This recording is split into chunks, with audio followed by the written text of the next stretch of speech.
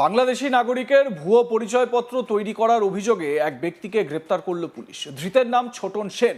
তার বাড়ি পশ্চিম বর্ধমানের সালানপুরের দিন্দুয়া এলাকায়। পুলিশ সূত্রে জানা গিয়েছে, কলি নামে এক বাংলাদেশি মহিলাকে ময়না সেন পরিচয়ে ভারতীয় নাগরিক হিসেবে তুলে ধরতে পরিকল্পিতভাবে একাধিক ভুয়ো নথি তৈরি করা হয়।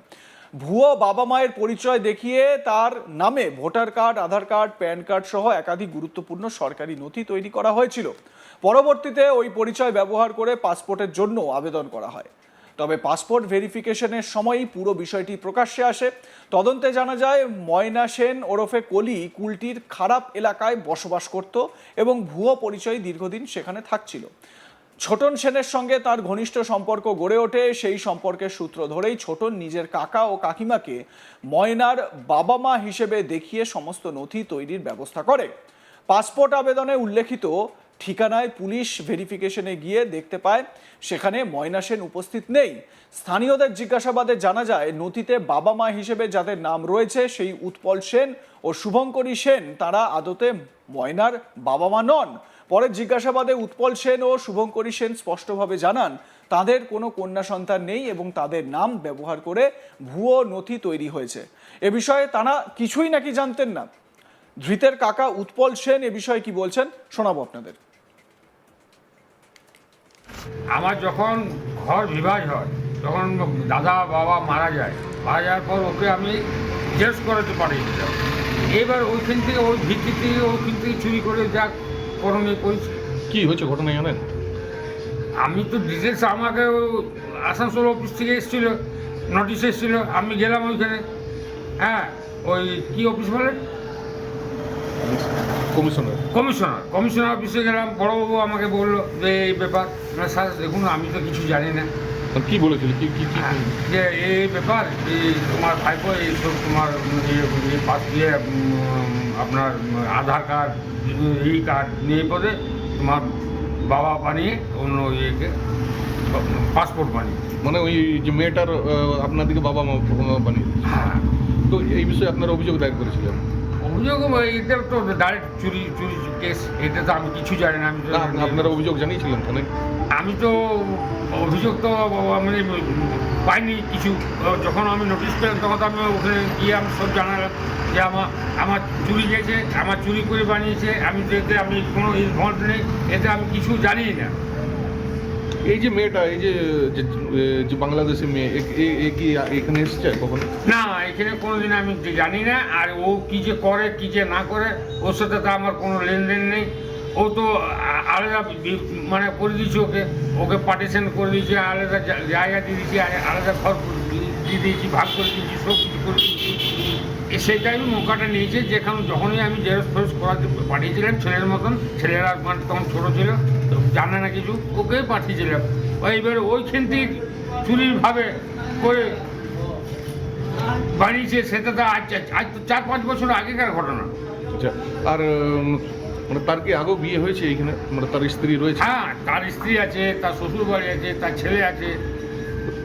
তারপরেও ওখানে আরেকটা বিয়ে করেছে? সেটা আমি জানি না, সেটার ব্যাপারে আমাকে ওই ব্যাপারে আমি জানি না।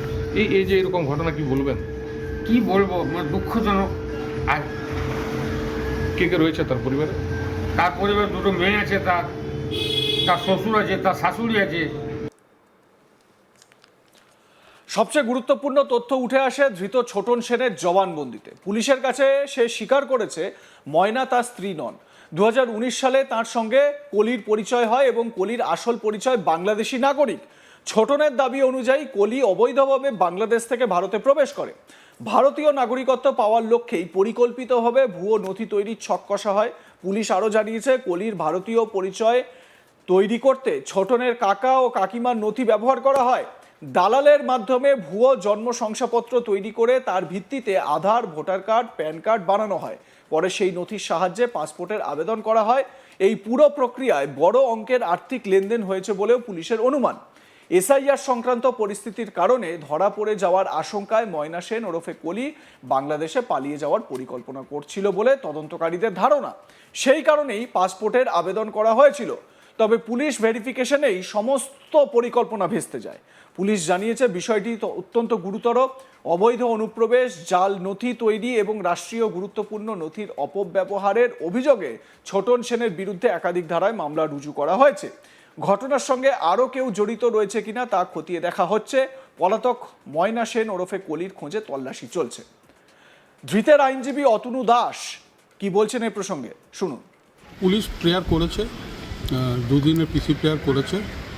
আমরা রিমান্ডার অবজেকশন দিয়েছিলাম। হিয়ারিং হওয়ার পর ম্যাডাম ওটা দুদিনের পিসি অ্যালাউ করলেন। তো এখন 13 তারিখ ওর প্রোডাকশন উইথ সিডি। কি কারণে তাকে গ্রেফতার করা হয়েছিল? কারণটা যেটা মেনলি এফআইআর অ্যালিগেশন যেটা যা লেখা আছে ওই ভোটার কার্ড সংক্রান্ত কিছু রয়েছে, মিসম্যাচ কিছু রয়েছে, সেই মিসম্যাচ সংক্রান্ত জিজ্ঞাসাবাদ করা যায়।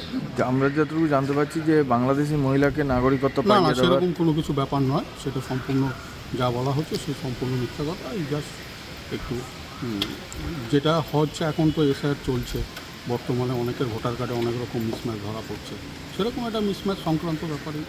কিন্তু ওর কাকা অভিযোগ করছে যে ওর আধার কার্ড সংখ্যা ভোটার কার্ড চুরি করে কোনো মানে পাসপোর্টের অ্যাপ্লাই করেছিল, তাকে সিপি অফিসে ডাকাও হয়েছিল তার কাকাকে। সেটা আমার জানা নেই, কারণ তার কোনো রিফ্লেকশন আমি কোথাও পাচ্ছি না।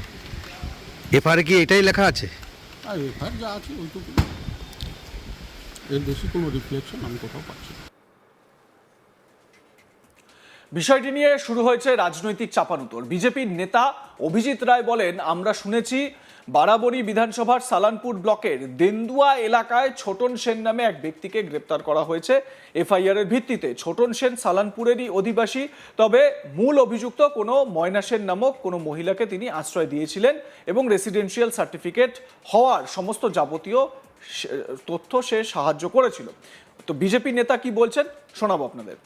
আমরা শুনেছি বারাবণী বিধানসভার সালানপুর ব্লকের দেন্দুয়া এলাকায় ছোটন সেন নামে এক ব্যক্তিকে গ্রেপ্তার করা হয়েছে এফআইআর ভিত্তিতে। ছোটন সেন সালানপুরেরই অধিবাসী, তবে মূল অভিযুক্ত কোনো ময়না সেন নামক কোনো মহিলাকে তিনি আশ্রয় দিয়েছিলেন এবং রেসিডেন্সিয়াল সার্টিফিকেট হওয়ার সমস্ত যাবতীয় যে সাহায্য, সেই সাহায্যতে সে প্রত্যক্ষভাবে জড়িত। এই ঘটনাকে কিন্তু বিচ্ছিন্ন বলে দেখার কোনো সুযোগ নেই, কারণ এর আগেও পশ্চিমবঙ্গে এসআইআর চলার প্রাককালে কোল্লা পঞ্চায়েত এলাকার একটি ঝোঁক থেকে সর্বপ্রথম এই পশ্চিমবঙ্গে সর্বপ্রথম ভুয়ো ভোটার কার্ড ঝুড়ি ঝুড়ি ভুয়ো ভোটার কার্ড উদ্ধার হয়। সেই সমস্ত ভুয়ো ভোটার দীর্ঘদিন ধরে ভূত হয়ে শাসক দলের পক্ষে ভোট দিয়ে গেছে।